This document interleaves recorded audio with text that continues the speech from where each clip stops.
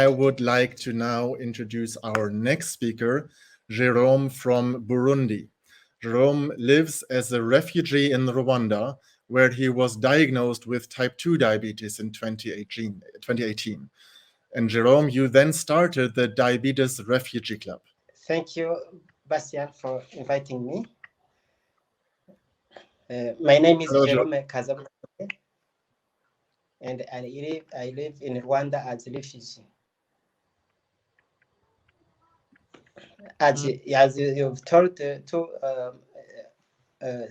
audience, I was tested diabetes 2 in 2018, and now I have the club where I can chat with others and still with that disease.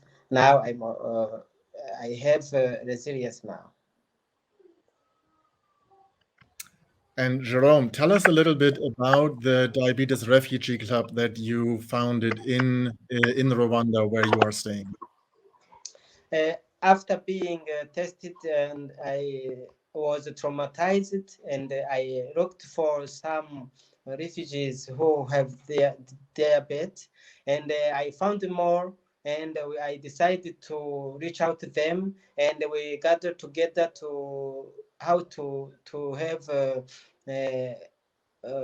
how to have resilience. And now we have the club almost 80, but we have 20 on WhatsApp group, and we chat every day. When someone has a problem, we try to solve it, and we are like a family. And can you tell us exactly what you are doing in the Diabetes Refugee Club? How do you reach, or how did you start reaching out in 2018 to other people living with type 1 or type 2 in Rwanda, especially those living there as refugees? For the first time now, we deal with refugees with diabetes, and all kind of diabetes, and we chat in a WhatsApp group, and we meet sometimes in a person. You see, sometimes we get support, and we distribute it like a family, like friends, and we are.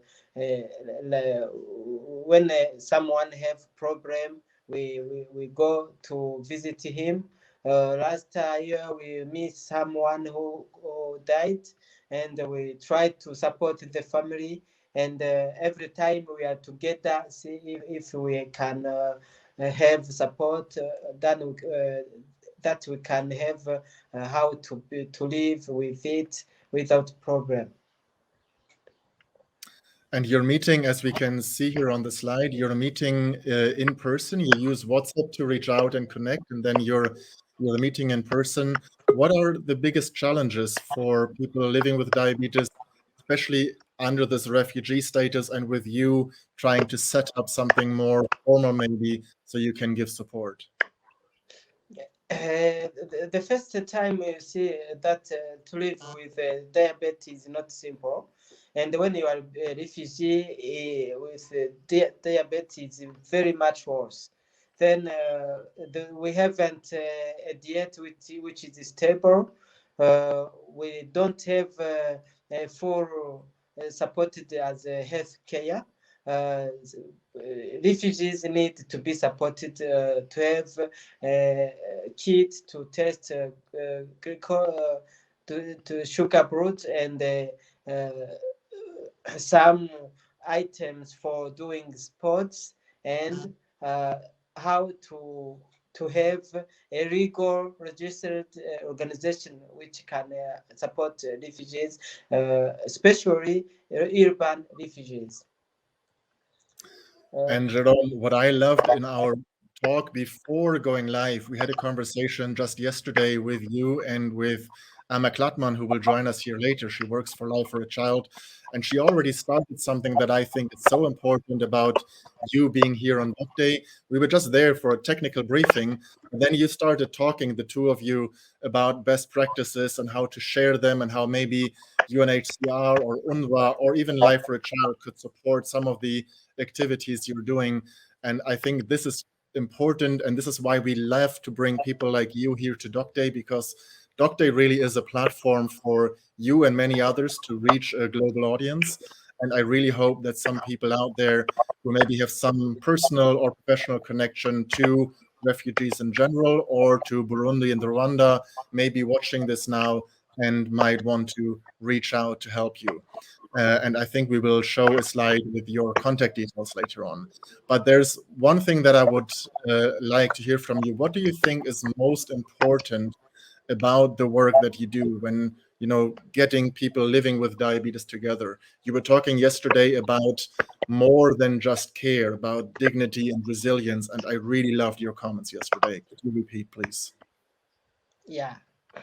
I hope that refugees can have dignity, can have support, and have technical support to register organizations and live with diabetes and live as human in where they are.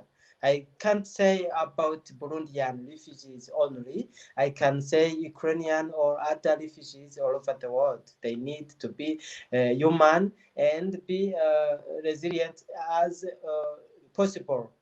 And I call everyone to support refugees. You see that we need support about humanitarian support, healthcare, and we don't see the future.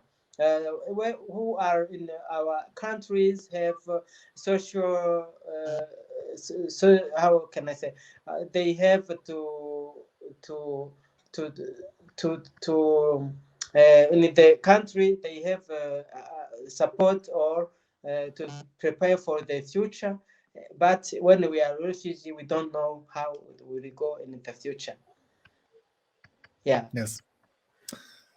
Thank you very much, Jerome. And here is the slide with your different ways of how to get in touch with you. You are using WhatsApp in your area, in the urban areas where you live, to reach out to fellow refugees with diabetes. This is where one can find the Refugee Diabetes Club on Facebook, on Twitter, on Instagram, and of course, your email address. So anybody out there watching, if you want to get in touch with Jerome because you have maybe experience to share, maybe a best practice and a good idea of what might help, or want to support financially in any way, please reach out to Jerome directly. And Jerome can also say that, again, there is comments on our Facebook Live, including one here from Hoban, who was just talking before you. So it's great to see how the community is already coming together. Thank you very much for joining us today and for telling a little bit about the work you do with your fellow refugees. Thank you too for inviting me. Thank you very much.